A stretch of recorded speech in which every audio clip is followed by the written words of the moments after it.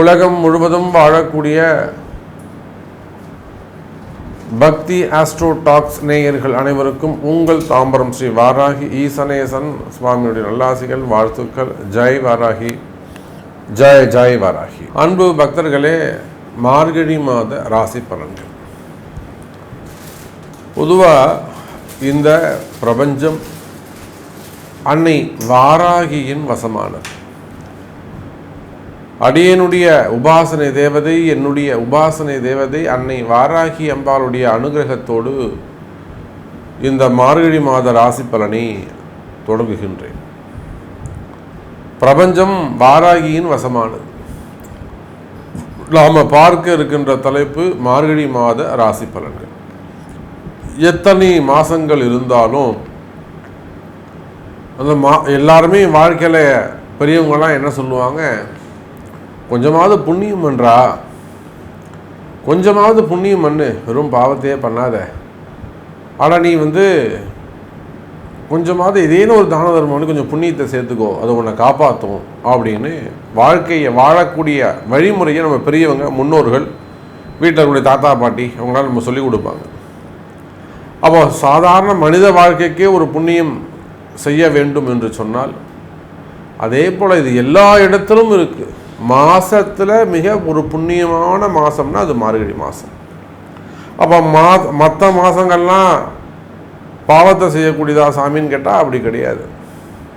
இப்போ புரட்டாசி மாதம் ரொம்ப உயர்ந்ததாச்சு, அதுவும் கொஞ்சம் நல்ல மாதம் தானே, அது பித்ருக்களுக்கு உடையது, அது இன்னும் வசதியானது.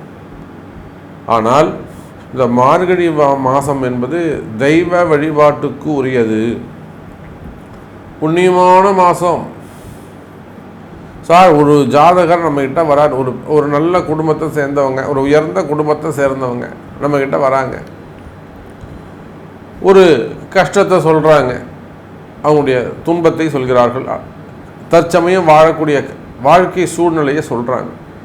ஜாதகம் பார்க்குறோம், நம்ம என்ன சொல்லுவோம், சார் இந்த பிரம்ம முகூர்த்தத்தில் ஒரு பூஜை பண்ணுங்க, ஹோமம் பண்ணுங்க, அல்லது இந்த ஆலயம் சென்று வாருங்கள், இங்கே போய் தீபம் போடுங்க, இல்லை இங்கே உட்காந்து போய் அழுதுட்டு வாங்க. இப்போ பரிகாரம் சொல்லி கொடுக்குறோம். அந்த பரிகாரம் எதை சார்ந்ததுன்னா ஆலயத்தை சார்ந்தது. அந்த ஆலய வழிபாட்டிற்கு மகுடம் சூட்டுகின்ற ஒரு மாதம் இந்த மார்கழி மாதம். ஸோ இந்த மார்கழி மாத ராசி பலனை உங்களுக்கு சொல்வதிலே எனக்கு மிகப்பெரிய பாக்கியமாக நான் கருதுகிறேன்.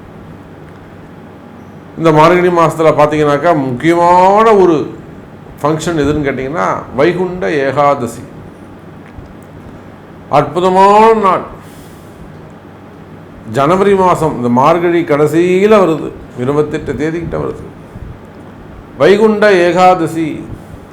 அந்த வைகுண்ட ஏகாதசி அன்னைக்கு சொர்க்கவாசல் திறக்கப்படுகிறது. மிகப்பெரிய பாவத்தை செய்தவர்கள் கூட பெருமாளுடைய பெரும் கருணையினாலே, மகாவிஷ்ணுடைய பெரும் கருணையினாலே, கிருஷ்ண பரமாத்மா ராமர் அவனுடைய பெரும் அனுகிரகத்தோடு பாவத்தை செய்தவர்கள் கூட ரட்சிக்கப்பட்டு சொர்க்கத்துக்கு அனுப்பப்படுகிறார்கள் அப்படின்னு ஒரு மிகப்பெரிய தத்துவத்தை வைகுண்ட ஏகாதசி இந்த மார்கழி மாதம் வருது. அதே போல் ஆடல் அரச பெருமான் என்று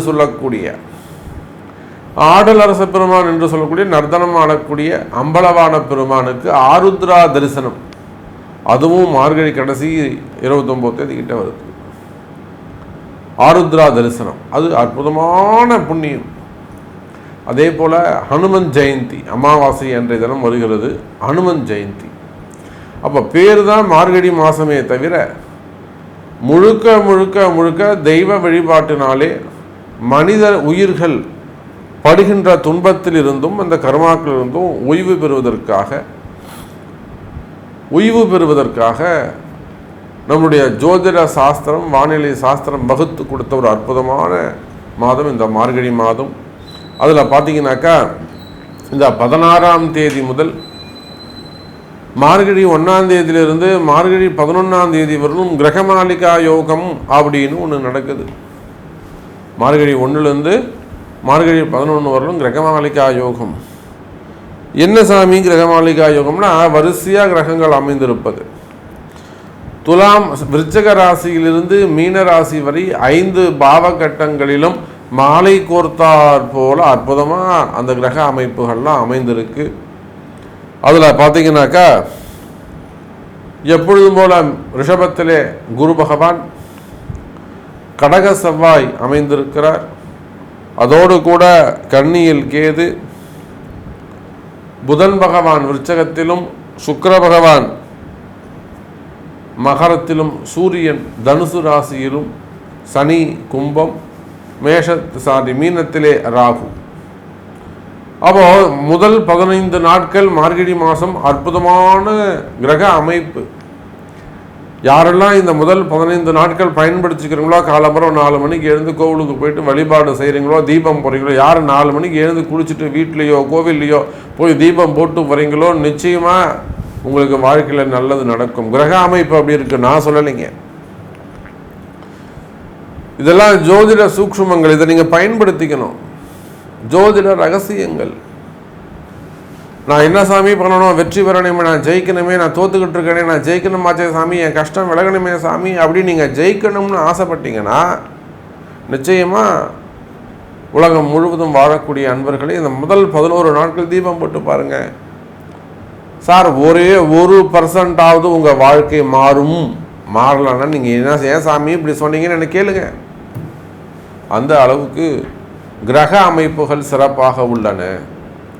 சரி, வாருங்கள் நண்பர்களே, இந்த புண்ணிய மார்கழி மாத ராசி பலனை உங்களுக்கு எப்படி இருக்குது, உங்கள் ராசிக்கு என்ன சொல்லுதுன்னு பார்த்துடலாம். அன்பார்ந்த தனுசு ராசி நேயர்களே, தனுசு ராசி நேயர்களே, அற்புதமான மாதம்.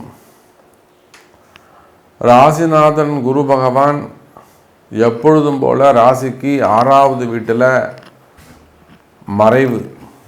மறைவோடு இல்லைங்க, அவர் வக்ரகதியும் அடைஞ்சிருக்கார். இதில் இன்னொரு சிறப்பு என்னன்னு கேட்டிங்கன்னா, 12ஆம் அதிபதியாக வரக்கூடிய 5-12 கூடிய செவ்வாய் 8ல் நீச்சம். பாருங்கள், இந்த வாட்டி எல்லாமே உங்களுக்கு அவயோகமாக இருக்குது. அந்த அவயோகங்கள் ஒரு சுபயோகமாக மாறுது. ராசிநாதன் 6ல் மறையக்கூடாதுங்க, 6ல் மறைஞ்சிட்டார். மறைஞ்சவர் வக்ரம் பெற்றுட்டார். அதனால் அவர் 5ஆம் பாவத்தை நோக்கிய பயணம் நிச்சயமாக அவருடைய பார்வை ஒரு கடைக்கன் பார்வை, ஒரு அணு தான், ஒரு மைக்ரோ லெவலில், ஒரு சின்ன கண்ணுக்கு தெரியாத ஒரு அணு லெவலில் இருந்தாலே போகிறோம். தனுசு ராசிக்கு ஓகே. அப்போது ராசிநாதன் குரு பகவான் 6ல் மறைந்தாலும் வக்ரம் பெற்ற காரணத்தினால் தனுசுக்கு நன்மை. 5-12 கூடிய செவ்வாய் 8ல் மறைவு, 12ஆம் அதிபதி 8ல் மறைஞ்சு நீச்சம் அடைஞ்சதால் ஒரு லாபம். இதெல்லாம் அவயோகம். அந்த அவயோகங்கள் எல்லாம் யோகமாக மாறுகின்றன. புரியுதா? அதே போல 6-11 கூடிய சுக்கிரன் 6-11 கூடிய சுக்கிரன் 2வது வீடு மற்றும் 3வது வீடு சனியோடு சேர்ந்து விடுகிறார். உண்டா இல்லையா? 6ஆம் அதிபதியாக இருக்கக்கூடியவர் 3வது இடத்துல மறைஞ்சி அசுபரோடு சேரும்போது அங்கேயும் அவயோகம் சுபயோகமாக மாறுகிறது. அப்போ இந்த 3 அமைப்புகள் 3, 6, 8 இந்த 3 மறைமுக ஸ்தானங்களும் மாறாக வலுப்பெறுகின்ற பொழுது, அதாவது அசுபஸ்தானமாக வலுப்பெறாமல் அது சுபஸ்தானமாக மாறுகின்ற பொழுது ஒரு நல்ல யோகம் தனுசு ராசிக்கு காத்திருக்கிறது. சார், முடியாத பிரச்சனை நல்லபடியாக சீக்கிரமாக முடிஞ்சிடும் சார். அது கல்யாணமாக இருக்கலாம், காதலாக இருக்கலாம், காதல் திருமணங்களாக இருக்கலாம், ஒத்துக்காத விஷயமாக இருக்கலாம், சொத்து சம்பந்தப்பட்ட பிரச்சனைகளாக இருக்கலாம், அசட்டாக இருக்கலாம், வம்பு வழக்குகளாக இருக்கலாம், பஞ்சாயத்தாக இருக்கலாம், பணங்காசு கொடுக்கல் வாங்கல்ல வந்த பிரச்சனைகளாக இருக்கலாம், கொடுக்காத பணமாக இருக்கலாம். அப்போ ஏதோ ரொம்ப நாளாக ஒரு விஷயம் இழுத்து பறிச்சுக்கிட்டு இருக்குன்னு வச்சுக்கோங்களேன். அந்த விஷயம் நல்ல முறையில் முடிய போகுதுன்னு அர்த்தம். அது உயிராக இருந்தாலும் சரிதான். ஒரு வயசான ஒரு வீட்டில் ரொம்ப நாளாக ஒரு 84 வயசு 85 வயசு 85 வயசுக்கு மேலே வச்சுப்போமே, அவர் கஷ்டப்படுறது பார்த்தா நமக்கு கஷ்டமாக இருக்குது அப்படின்னு சொல்கிறக்கூடிய குடும்பம் இருக்கும். அதெல்லாம் சுபத்துவமாக முடியும்.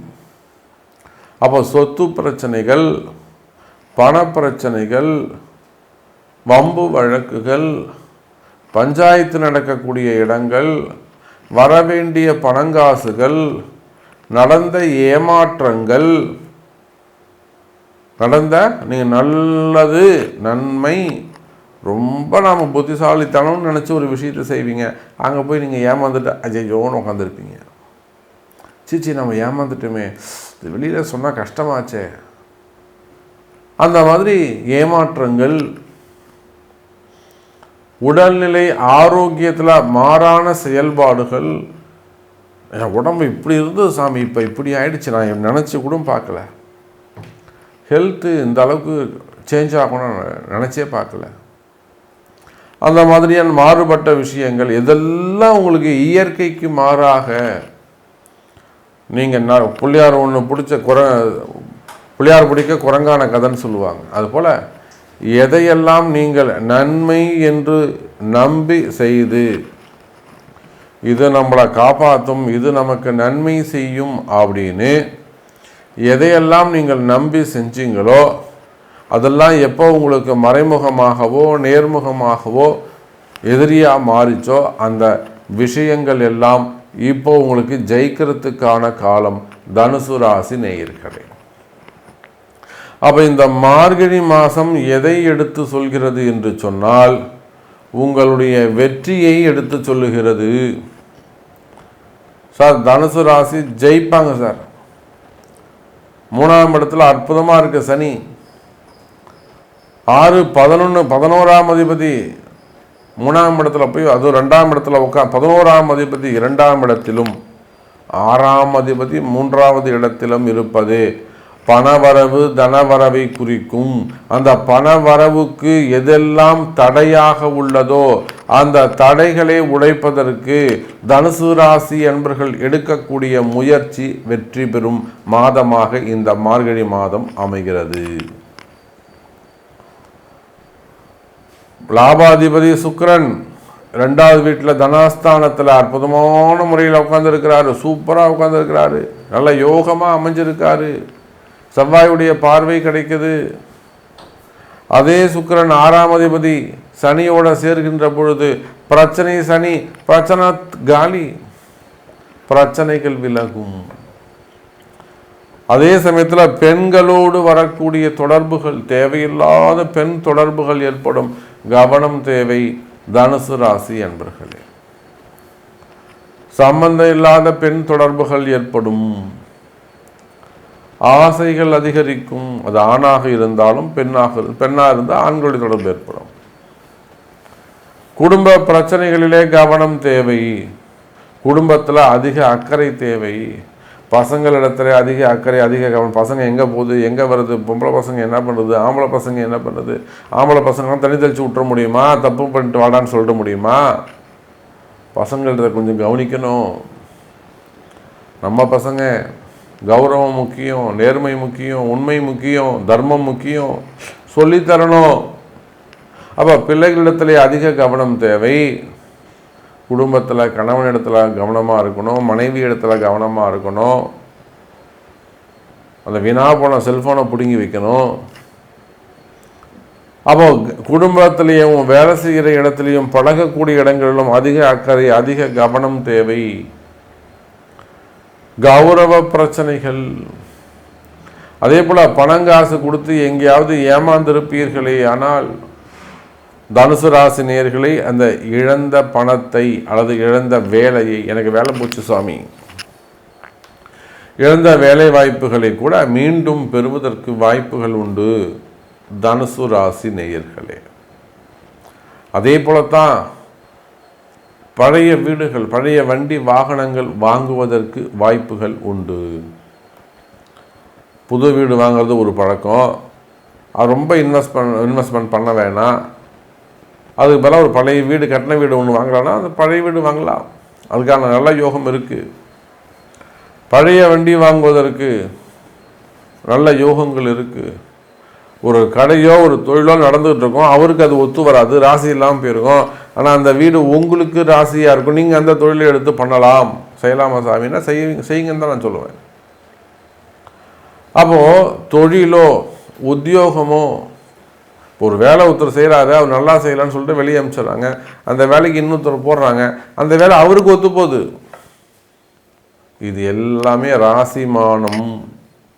அப்போ எந்த விஷயங்கள் எல்லாம் இது எனக்கு ராசியா இல்லையே அப்படின்னு தனுசு ராசி என்பவர்கள் வருத்தப்படுகிறார்களோ, இது எனக்கு இப்படி போயிடுச்சா சாமி, எனக்கு நல்லவே இல்லையா சாமி, யாரெல்லாம் வருத்தப்படுகிறார்களோ அவர்களுக்கெல்லாம் அந்தந்த விஷயங்கள், அந்த செயல்பாடுகள், அந்த தொழில், அந்த உத்தியோகம், அந்த வருமானம், அந்த பூமி உங்களுக்கு ராசியான காலமாக மாறும்.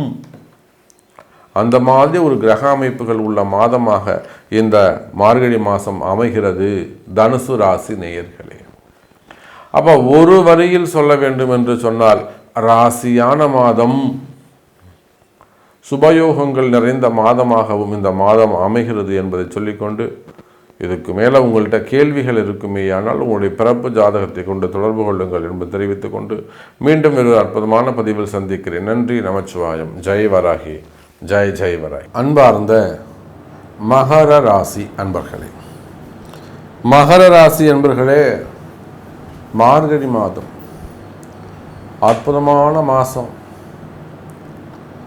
காலமும் நேரமும்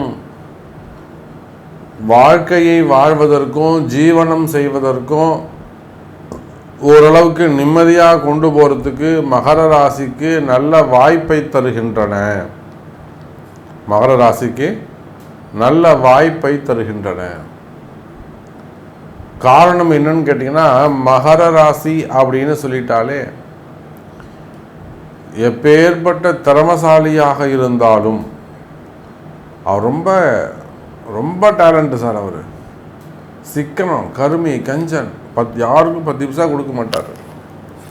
அந்த மாதிரி சொல்லக்கூடிய நபர்கள் கூட எளிமையாக யார்ட்டையாவது போய் பணத்தை கொடுத்து ஏமாந்துருப்பாங்க, ஏதேனும் ஒரு விஷயத்தில் ஏமாந்து உட்காந்துருப்பாங்க. அப்போ மகர ராசி அப்படின்னு சொல்லிட்டாலே அவங்களுக்கு அந்த சனி பகவானுடைய தாக்கம்,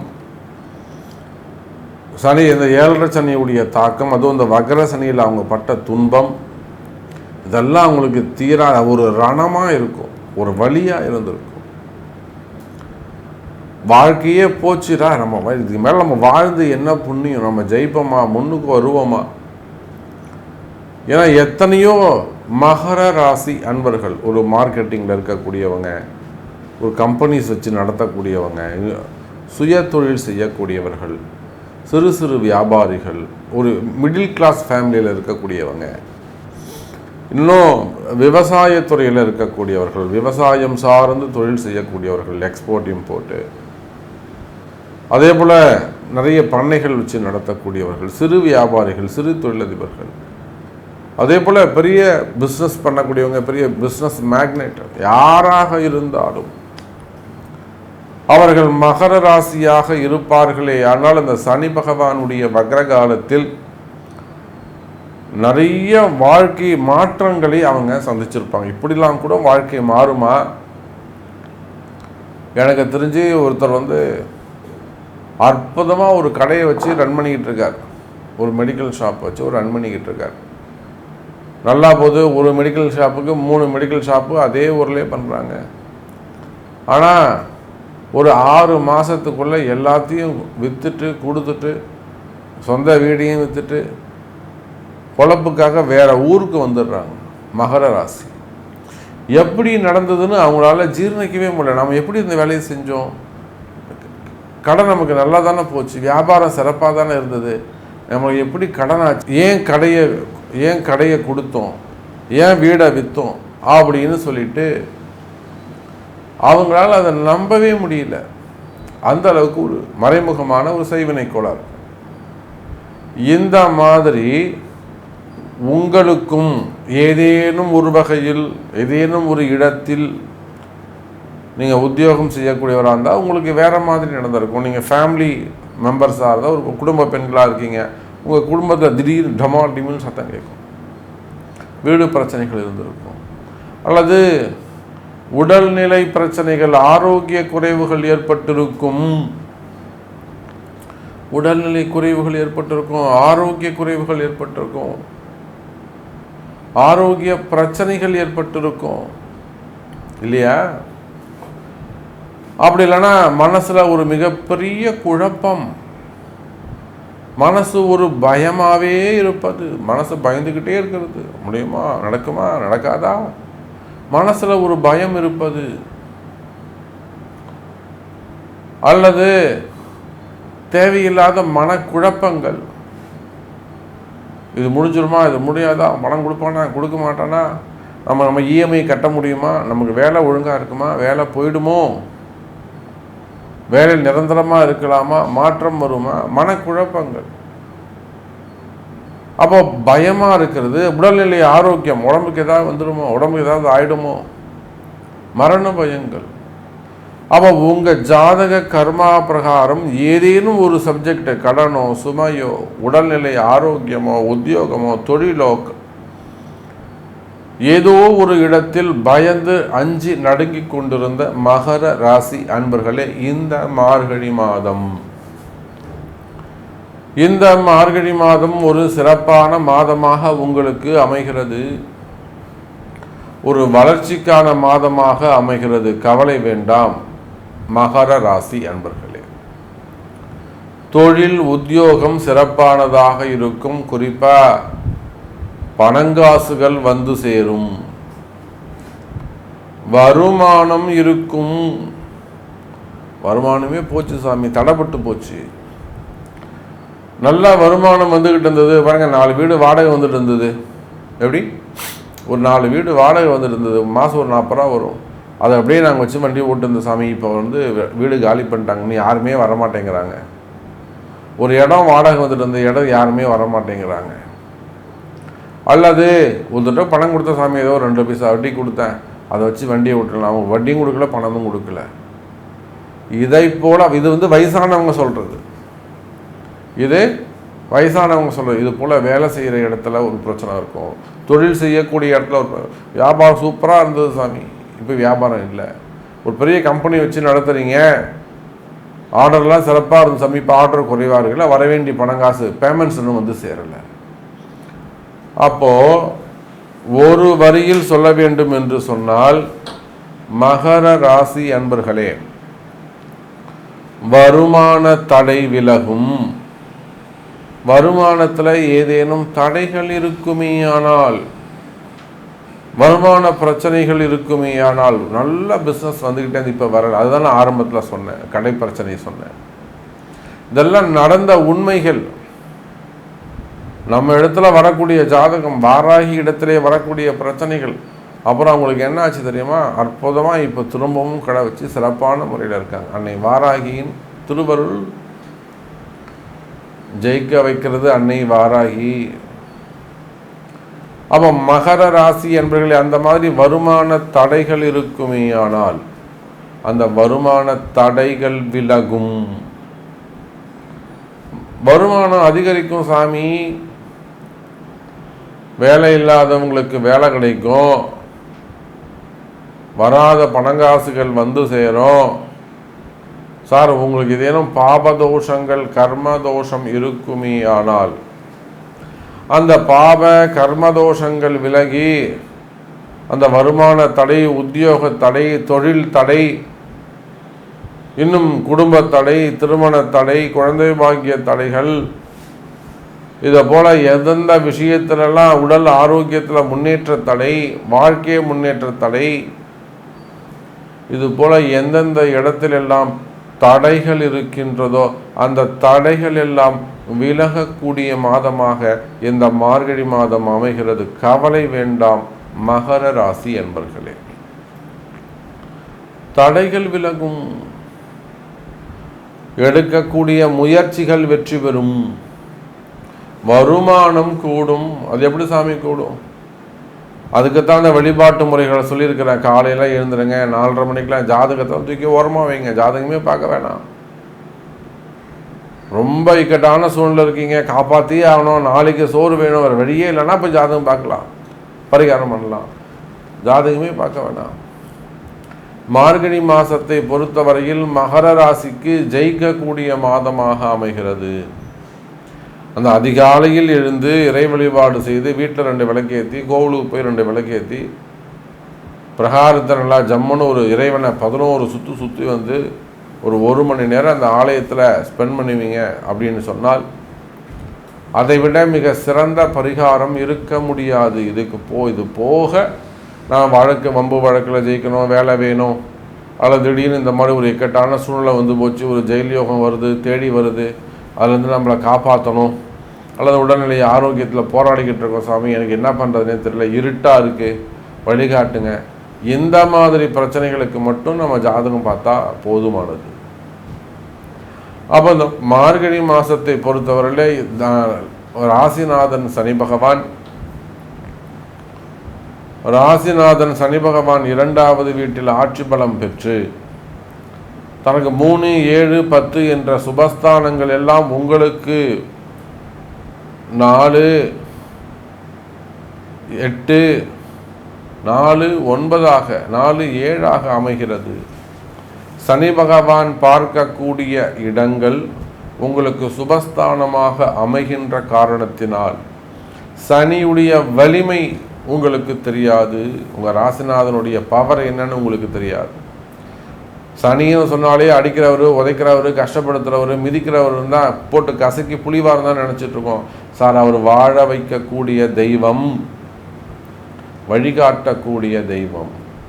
ஆகையினால் மகர ராசி அன்பர்களே, அந்த தெய்வம் இந்த மாதம் உங்களை வாழ வைக்கும் என்பதை தெரிவித்துக் கொண்டு, உங்களிடம் ஏதேனும் கேள்விகள் இருக்குமே ஆனால் உங்களுடைய பிறப்பு ஜாதகத்தை கொண்டு தொடர்பு கொள்ளுங்கள் என்பதை தெரிவித்துக் கொண்டு மீண்டும் வேறு அற்புதமான பதிவில் சந்திக்கிறேன். நன்றி, நமச்சிவாயம். ஜெய் வராகி, ஜெய் ஜெய் வராகி.